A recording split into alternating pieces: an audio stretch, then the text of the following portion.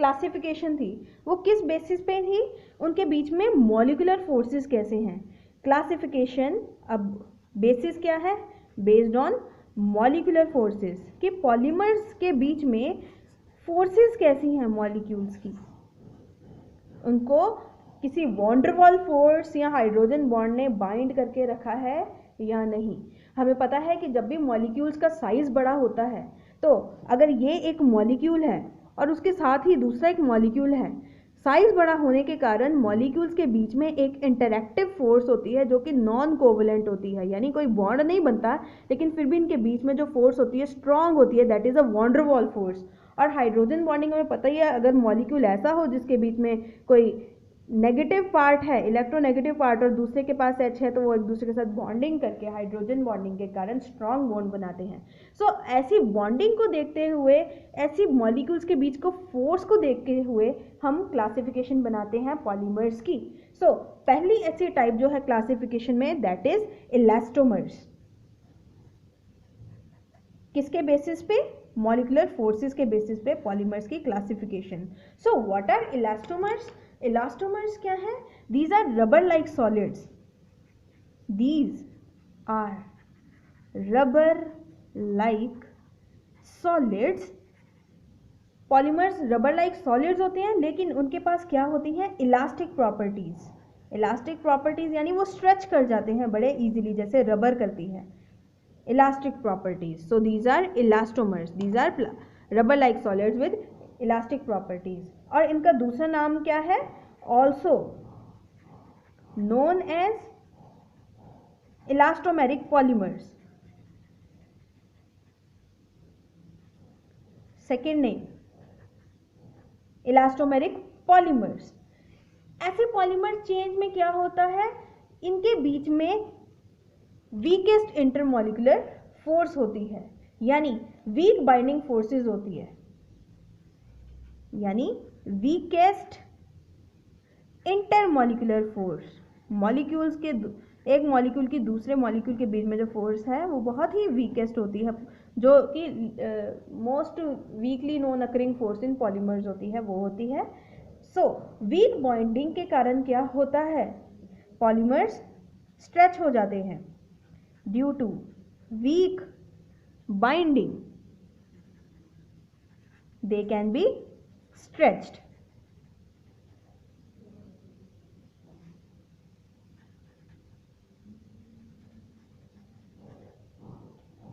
कुछ थोड़ी बहुत ब्रांचिंग इनमें देखने को मिलती है ताकि ये जो है अपनी ओरिजिनल पोजीशन पे आ जाए जब इनसे फोर्स हटा दी जाती है। जब हम किसी मॉलिक्यूल को स्ट्रेच करते हैं, रबर को स्ट्रेच करते हैं, तो वो वापस अपनी फोर्स पे अपनी ओरिजिनल पोजीशन पे आ जाती है जैसे वो थी। वो क्यों आती है, क्योंकि हमने थोड़ी सी क्रॉस लिंकिंग इंट्रोड्यूस की है ताकि वो अपनी ओरिजिनल शेप दोबारा से रीगेन कर ले। ऐसा नहीं कि स्ट्रेच है तो स्ट्रेच ही हो गई, जैसे च्युइंगम को एक बार स्ट्रेच करते हैं, जब तक हम उसको वापस गोला से नहीं करते तो वो ऐसे ही रहती है। ऐसा नहीं होना चाहिए। अगर रबर को हमने स्ट्रेच किया है या इलास्टोमर को स्ट्रेच किया है, so if they are coming back to some original position जो उनकी पहले थी, that is due to some cross linking introduce between them. अगर हम इसको लिखना चाहें तो क्या होगा कि a few cross links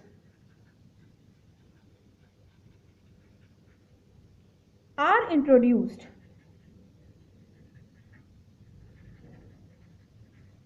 in between the chains के बीच में हमने थोड़ा सा क्रॉस लिंक इंट्रोड्यूस कर दिया है। हमने क्रॉस लिंक पीछे डिस्कस किया क्या होता है, which help the पॉलीमर की किस में हेल्प करेगा, to retract its original position.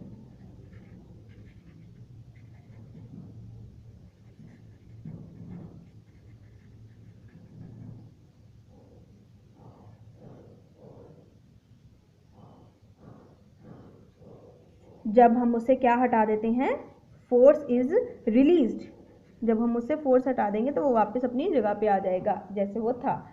इसके कुछ एग्जांपल्स हैं, Buna S rubber, Buna N rubber, अभी हमने एग्जांपल्स डिस्कस की। ब्यूना एस तो अभी हमने ऊपर डिस्कस किया कैसे बनती है। इसकी एग्जांपल्स हैं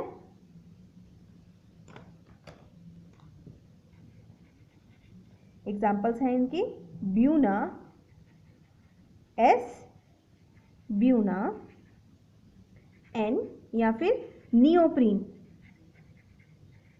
ये इसके कुछ एग्जाम्पल्स हैं, इलास्टोमर्स के एग्जाम्पल।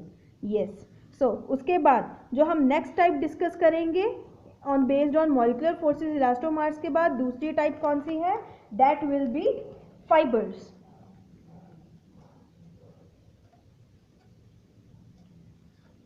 दूसरी कैटेगरी क्या है, दूसरी टाइप क्या है, फाइबर्स की। अब फाइबर्स क्या होती हैं, ये है thread forming solids.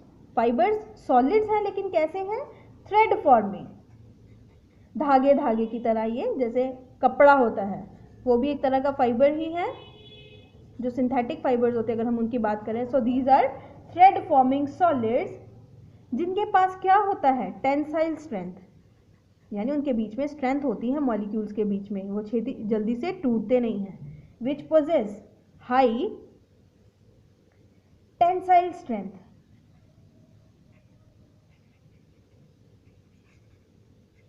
And high modulus. आपने फिजिक्स में मॉड्यूलस ऑफ इलास्टिसिटी किया है, अगर वो बहुत ज़्यादा हाई होता है तो कोई भी चीज़ आसानी से इलास्टिक नहीं होती है, मीन्स कि इलास्टिक होती है लेकिन कम होती है। सो इनका मॉडुलस बहुत हाई होता है। और टेंसाइल स्ट्रेंथ, टेंसाइल स्ट्रेंथ यानी मॉलिक्यूल की स्ट्रेंथ की वो कुछ भार जो है वो बियर कर सके। So that tensile strength and modulus बहुत ज़्यादा हाई होता है फाइबर्स के केस में। सो ऐसे molecules are known as fibres. And इनकी एक और ख़ास बात, strong intermolecular forces like hydrogen bonding क्या करती है, इनके बीच में क्या होती है, स्ट्रॉन्ग इंटरमोलिकुलर फोर्स।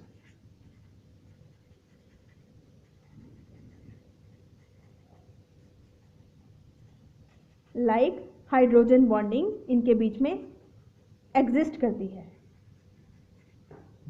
उसके बाद ये जो है हाइड्रोजन बॉन्डिंग जैसी स्ट्रॉन्ग फोर्स क्या करती है, क्लोज पैकिंग कर देती है चेन्स की और इनको एक क्रिस्टलाइन सा नेचर मिल जाता है।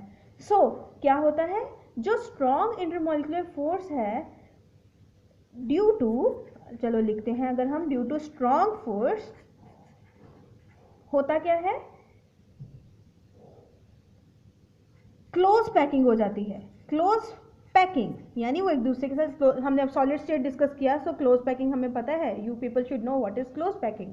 So close packing of chains यानी एक दूसरे के साथ इतना ज्वाइन हो जाना कि एक सॉलिड टाइप ऑफ अरेंजमेंट मिल जाए हमें। हमें पता है सबसे ज़्यादा क्लोज पैकिंग सॉलिड्स के बीच में होती है, फिर लिक्विड्स एंड लास्ट में गैसेस। सो दोबारा आते हैं वहीं पे, due to strong force close packing of किसकी, चेन्स, चेन्स की आपस में क्लोज पैकिंग हो जाती है, टेक्स प्लेस विच इम्पार्ट्स, उससे क्या मिल जाता है फाइबर्स को, एक क्रिस्टलाइन नेचर। अगर हम इसके एग्जाम्पल डिस्कस करें, so what is the example of fibre, हम किसी भी पॉलीअमाइड या पॉलीएस्टर की एग्जाम्पल लेते हैं। एग्जाम्पल देख लेते हैं हम, पॉलीअमाइड।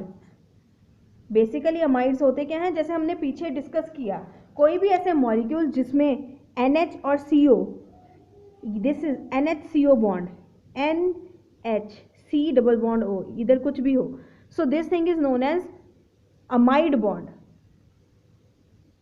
सो जिस भी मॉलिक्यूल में अमाइड बॉन्ड बनेगा और उसके पॉलीमर्स होंगे, so that is a polyamide. So nylon 66 भी एक तरह का पॉलीअमाइड ही है। सो पॉलीअमाइड, जैसे हमने एक एग्जांपल की नायलॉन 66 की पीछे ही, NyLON, nylon 66 and polyesters. Ester functionality पता है हमें, दैट इज RCOO नेगेटिव। जब ये फंक्शनैलिटी रिपीट करेगी सो पॉलीएस्टर्स बनते हैं पॉलीमर्स में। सो इसकी एक एग्जांपल है टेराइलिन, हम टेराइलिन को आगे भी डिस्कस करेंगे, डोंट वरी। सो अभी बस इसका नाम लिख लेते हैं, टेराइलिन। सो ये थी क्लासिफिकेशन की सेकेंड पार्ट। क्लासिफिकेशन किसकी, पॉलीमर्स की, on the basis of their intermolecular forces. So elastomers के बाद दूसरी टाइप थी विच इज फाइबर्स। सो अब तीसरी टाइप करेंगे हम, थर्मोस्टाट। Thermoplastic polymers. Thermoplastic polymers.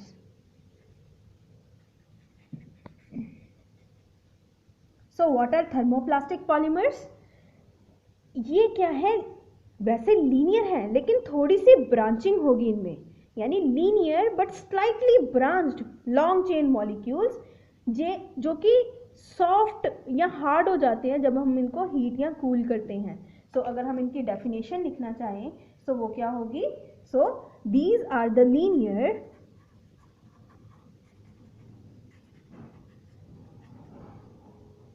और slightly branched long chain molecules capable of repeatedly softening on heating, यानी अगर हम हीट करेंगे तो सॉफ्ट हो जाएंगे. हमने बोला था ना मोल्ड कर सकते हैं प्लास्टिक्स को. This category, yes, softening on heating and hardening on cooling. Cool करेंगे तो क्या हो जाएंगे? ये हार्ड हो जाएंगे.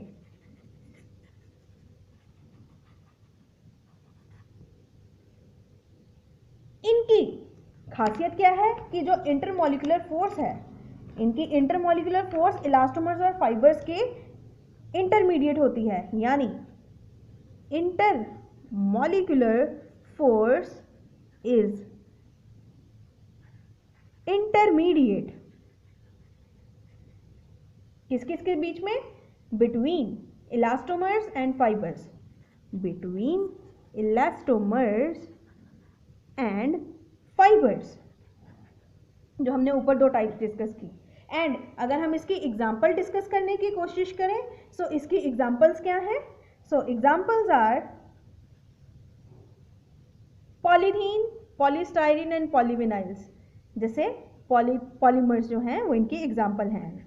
पॉलीथीन, पॉलीस्टाइरीन, स्टाइरीन मॉलिक्यूल जब एक दूसरे के साथ कंबाइन कर जाएं वो, एंड पॉलीविनाइल्स.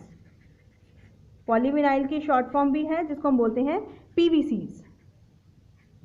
सो ये है कैटेगरी ऑफ थर्मोप्लास्टिक पॉलीमर्स, यानी हीट किया, मोल्ड कर दो, कूल करोगे तो वो हार्ड हो जाएंगे. So these are thermoplastic polymers. So जो नेक्स्ट कैटेगरी है based on the molecular forces, that is the last one which is thermosetting polymers.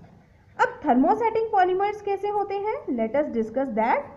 So thermosetting polymers की खासियत, so these polymers are cross linked or heavily branched.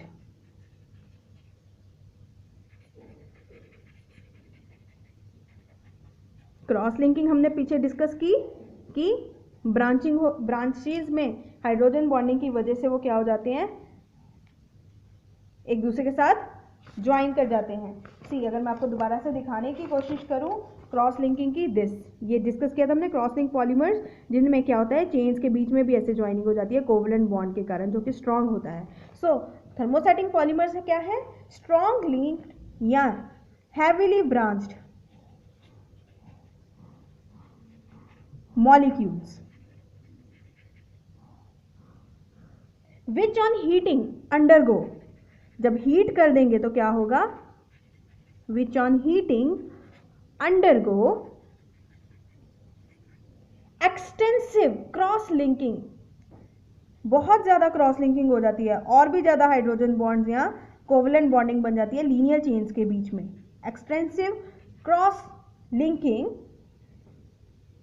In the moulds यानी जो original था हमारे पास polymer, and again become infusible, यानी अगर हम उसको दोबारा से हीट करेंगे तो वो डीकम्पोज हो जाएगा.